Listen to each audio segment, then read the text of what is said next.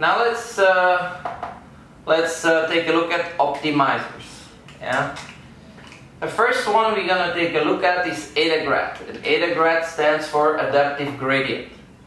It was developed in 2011. Yeah. So remember the traditional gradient descent update rule is this one. New W is the old W minus alpha, the gradient in the old W. This is traditional gradient descent.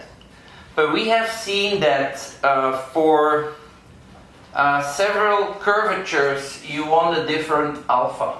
Yeah? So here your alpha is likely to be smaller, here is likely to be larger. But even when you get close to the minimum, you want the learning rate to be reduced in order to avoid an overshoot. And that's typically what Adagrad is doing.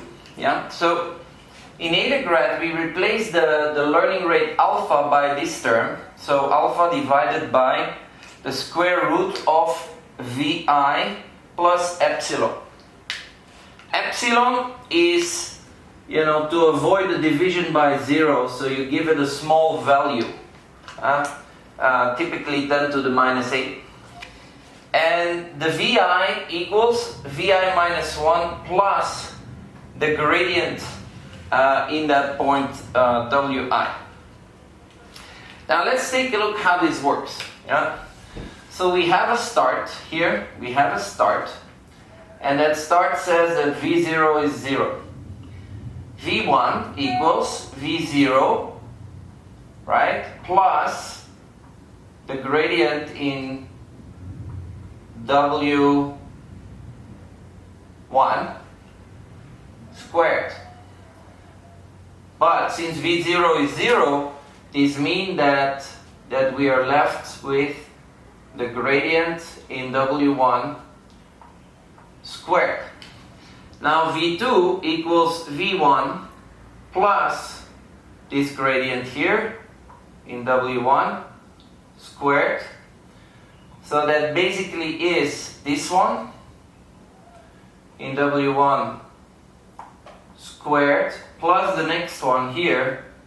Oh, sorry, this should be W2. Yeah? Plus the gradient in W2 and also squared. Yeah, and it's quite easy to see that Vi is going to be Vi minus 1 plus the gradient in Wi squared.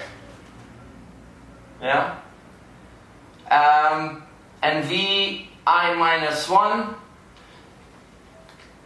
is just gonna collect all the squares of the gradients of the past. Yeah. So Vi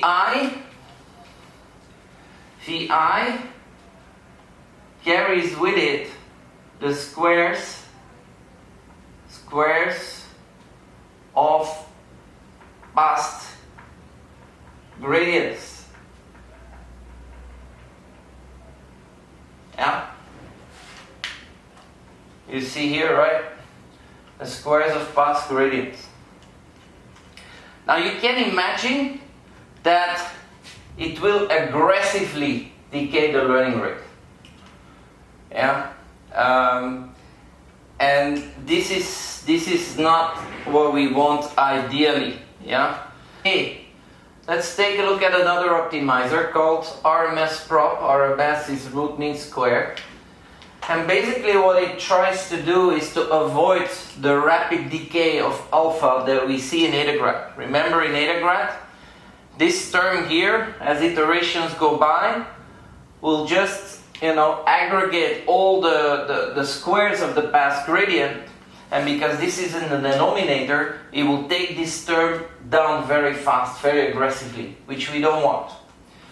So in RMSprop, the formula here of alpha does not change, but the formula for the Vi changes. And how does it changes? Well, we take the previous Vi times beta plus 1 minus beta, again the square of the gradients. Yeah. So beta is, we set beta at 0.9. Yeah? So that means that 1 minus beta is 0.1, and that significantly reduces the impact of this term. Yeah? So that's RMSprop. We will use RMSprop when we do deep learning. So it's important to understand. And this basically, this is the, in math we call an EMA, is an exponential moving